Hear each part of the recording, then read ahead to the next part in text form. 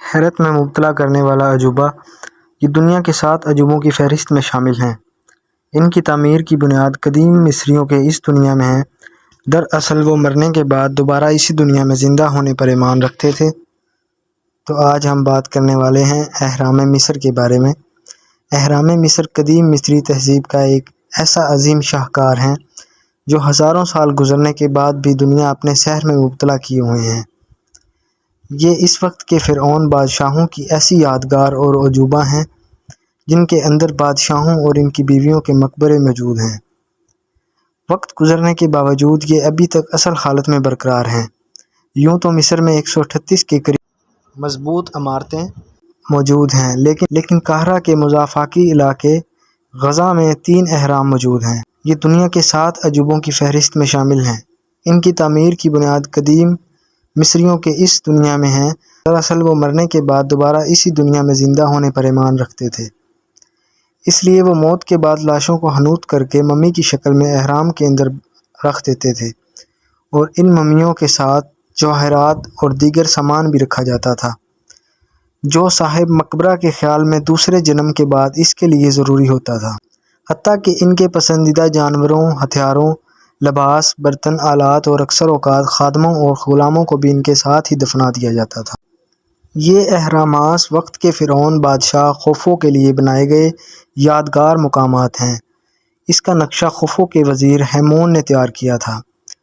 اہرام کی تعمیر کے وقت اس کی اونچائی 51 to 146 میٹر تھی، لیکن موجودہ اونچائی 8 to 138 میٹر ہے، کیونکہ 1300 قبل مسیح میں ایک زلزلے کے دوران اس کے اوپر رکھا سفید پتھر گر گیا تھا جو سلطان ناصر الدین الحسن قاہرہ اٹھا کر لے گیا، جس سے ایک مسجد اور ایک چھوٹا قلعہ تعمیر کرایا گیا۔ آج بھی ان پتھروں کے باقیات اہرام میں موجود ہیں۔ اس اہرام کا وزن تقریباً 2.5 ملین ٹن ہے۔ اس حساب سے اس کی 20 سال کا عرصہ لگا اور روزانہ 800 ٹن پتھر لگایا گیا۔ ہر گھنٹے میں 12 سے 13 پتھر کے بلاکس لگائے گئے۔ اہرام کی تعمیر کے لیے 1 لاکھ محنتی کاریگروں اور مزدوروں کے 5 گروپ بنائے گئے۔ ہر گروپ 1000 قابل اور محنتی افراد پر مشتمل تھا۔ اس وقت مصر میں جو اہرام دریافت ہیں وہ 670 سے 270 قبل مسیح کے دوران تعمیر کیے گئے تھے۔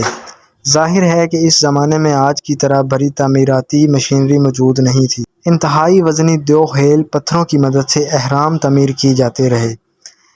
ان کی تعمیر کے سلسلے میں دنیا حیرت کے سمندر میں گم رہی کہ ہزاروں سال قبل ہیوی مشینری اور جدید آلات کی مدد کے بغیر کیسے ان اہرام کو ٹنوں وزنی پتھروں سے تعمیر کیا گیا۔ اس وقت مصریوں کے پاس جدید ٹیکنالوجی بھی موجود نہیں تھی۔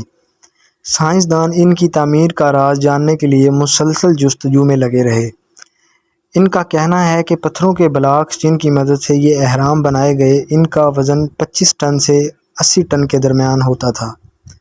انہیں تراش خراش کرنے کے بعد دور دراز کے مقامات سے لایا جاتا تھا۔ محققین نے دعویٰ کیا کہ ان بھاری پتھروں کو صحرا سے یہاں لایا جاتا تھا اور ان کو گیلی ریت پر پھسلاتے ہوئے یہاں پر منتقل کیا جاتا تھا۔ ان کا کہنا ہے کہ بھاری پتھروں اور مجسموں اور دوسرے وزنی سامان کو جو صحرا سے یہاں لایا جاتا تھا، اس کو سلج پر رکھ کر مزدور اس کو کھینچتے تھے۔ تجربات سے یہ بات ثابت ہو چکی ہے کہ جب ریت کو مناسب پانی کی مقدار سے گیلا کر لیا جائے تو اس پر موجود سامان کو کھینچنے میں درکار قوت نصف رہ جاتی ہے۔